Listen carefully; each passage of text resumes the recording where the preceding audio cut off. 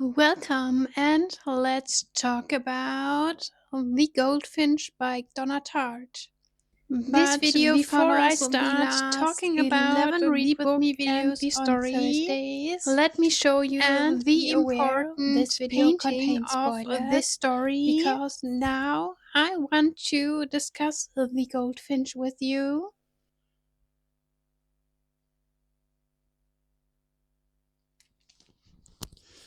This is it. This is The Goldfinch. And the whole story starts with Theo when he is 11 or 13 years old. I'm not sure anymore. But he's visiting a museum in New York with his mother. And then a bomb explodes in this museum. In the moment of the explosion, Theo is not with his mother. They are in different rooms in this museum. So Theo has no idea what happened to his mother. He just knows he is trapped in a room with this girl and an old man. And the old man tells him to take one of the paintings from the wall, roll it together, and take it with him so it doesn't get destroyed. And Theo follows these instructions before the old man dies because of his wounds. And Theo can flee. He can get away in the whole aftermath with the police that tries to save the building, rescue everybody that is still alive. And he can get home, and he still has his hopes up that he will meet his mother there, because that was always the rescue plan. If we lose each other, we will meet at home. But his mother doesn't come back home, and you can really feel Theo getting through all these emotions, from not wanting to believe that his mother died to calling for help. And that was the first part of the story. And this first chapter was super touching. I really, really loved the atmosphere. I think it was super realistic how Theo acted in the situation, and that he don't want to believe that his mother died in this explosion. So I fell in love with this story and the telling of Donna Tartt again. I loved the secret history. I wasn't a fan of the little friend, but this could be another favorite. So I thought, and after this setup of the story, let's dive a little bit deeper into it. The whole story is separated in 5 parts, and I want to talk a little bit about every part. So let's talk about the first one, where the whole explosion happened, where Theo lost his mother, and where he's still in New York, because I really, really loved the first part of this book. Because, like the first chapter, I think the first part was super realistic. The whole thing about grieving, about Theo being scared, what's happening to him now. Because his dad left years ago, and he doesn't want to stay with his dad because he doesn't really love his dad, because his dad didn't treat his mother well. So they don't have the best relationship, and there is really no one else that can take him in. So, no family.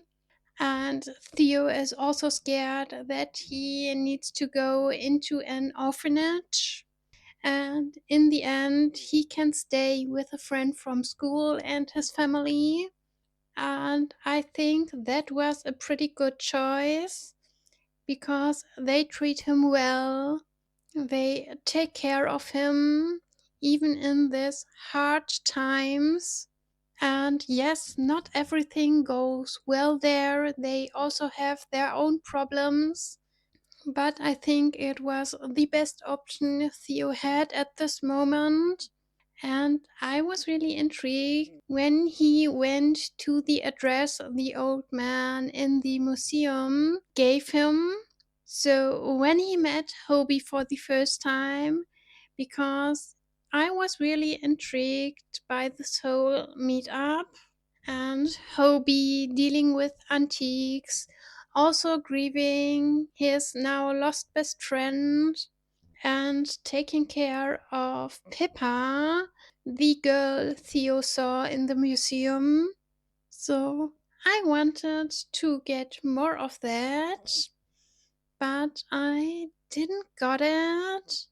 My preferred way of storytelling would be that Theo stayed in New York, that he lived with Hobie, and that he could have grown up there, dealing with his grief and everything that happened, that he could have started getting into antiques and restoration, and that we could have gotten a lot of nerding out here on furniture restoration and art restoration.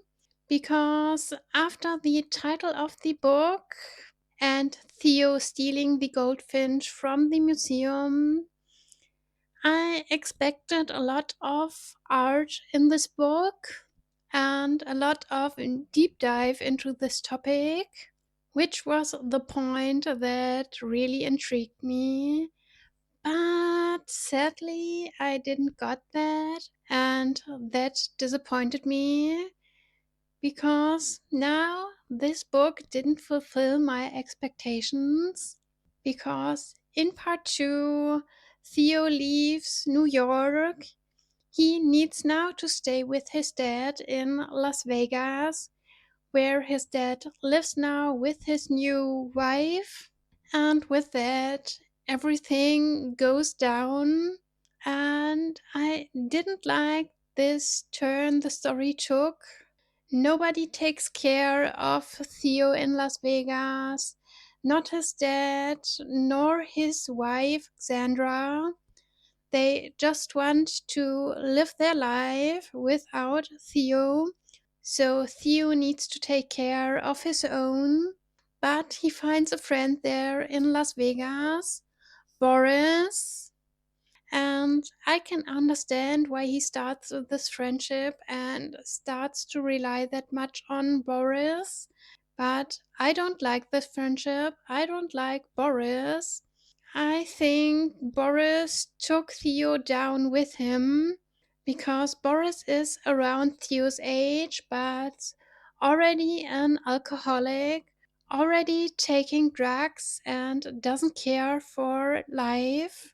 And now Theo starts to go in a similar direction because of this friendship, which I didn't like at all. As I said, I understand why this friendship is so important to Theo. He doesn't have anyone else that really sees him and cares about him. So he only has Boris in his life. But honestly, I was glad when Theo's father died, and Theo was so scared to get into the system again that he left Las Vegas and went back to New York on his own, back to Hobie, who took him in. And then we had the whole part of Hobie taking care of him, getting him into restoration, and dealing with the business of antiques. But that's not really the focus of the story, which again was a bit disappointing to me because I wanted more of that. I wanted the deep dive, the nerding out, but I didn't got that. And instead, we got a lot more dealing with problems with anxiety and depression, which is also okay. I also like to read about that. But it was all just a spiral downward that led to Theo betraying Hobie, taking advantage of him and his business, and I wasn't a fan of that. Especially because this led to nowhere. I would have been okay with this if there would have been consequences in the end. And we have sort of consequences here when everything comes out, when Hobie learns of what Theo did. But if I would have been Hobie, I would have kicked his ass. I would have kicked Theo out, and I couldn't trust him anymore, to be honest. But Hobie is just disappointed, and everything after that goes on as if nothing happened, which I again wasn't a fan of. And oh, we also need to talk about Theo's obsession with Pippa. I'm also not the biggest fan of that because it is super one sided and also leads to nowhere. Because instead, Theo starts a relationship with Kitsy, which again, I understand why he does that, but they don't love each other at all. Kitsy even cheats on him, and that doesn't really hurt Theo when he finds out. But for Theo, this is the most family he will ever have. It is the connection to the family that took him in after his mother died. And I think he just needs this security. But again, not really healthy, very toxic. And I think Theo just needs a lot of therapy and needs to do better to find hope again for himself. But we didn't got that because then we have the big finale in part 5 of the book when he went to Europe, to the Netherlands, to get back the painting that got stolen from him by Boris, by the way. I really didn't need this reunion because, again, just bad consequences for Theo. Everything went down after this reunion, but I thought maybe then let's go down big and have the consequences here for everything that happened before. We were almost at this point after Theo killed someone, and I could have lived with this ending if it would have ended with one of two things. One, Theo would have taken his own life because of everything that happened and he can't live with everything. I would have been okay with that. And I would have been okay if Theo would have decided to go to the police to tell them everything that happened and live with the consequences. And third option here, I would have also been okay with an ending that would have been more hopeful. So, Theo giving back the painting to the museum, starting therapy, starting getting better, stop drinking, stop taking drugs, and learn to live life again, to have hope for a better life. But none of this happened in the end. He just continued with his life, and with that, For me, the book didn't really have a message in the end.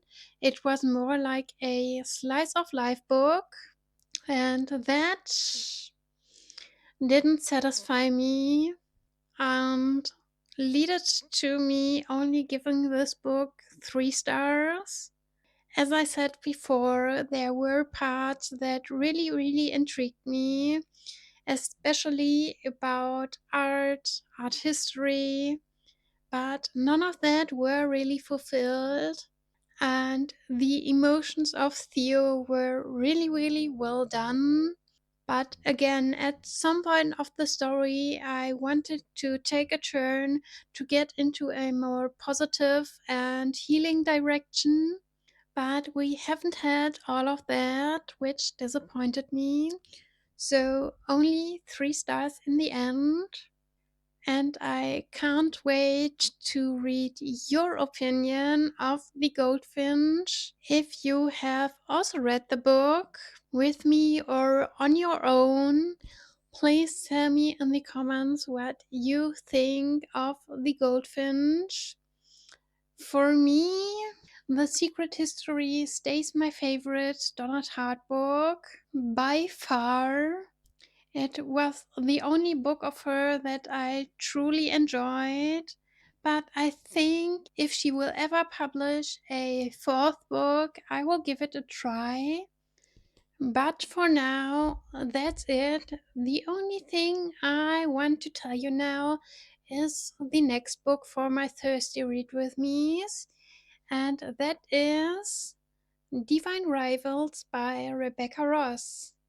I'm very interested to see if I will like it. I will read this in 4 parts, so over the next 4 weeks, and then we can discuss the book before we get hopefully into the second one of this duology. I say hopefully because I will only read book 2 if I will like Divine Rivals. So fingers crossed. And the only things left to say are now like this video if you wanna follow my channel, and I will see you next time. Bye!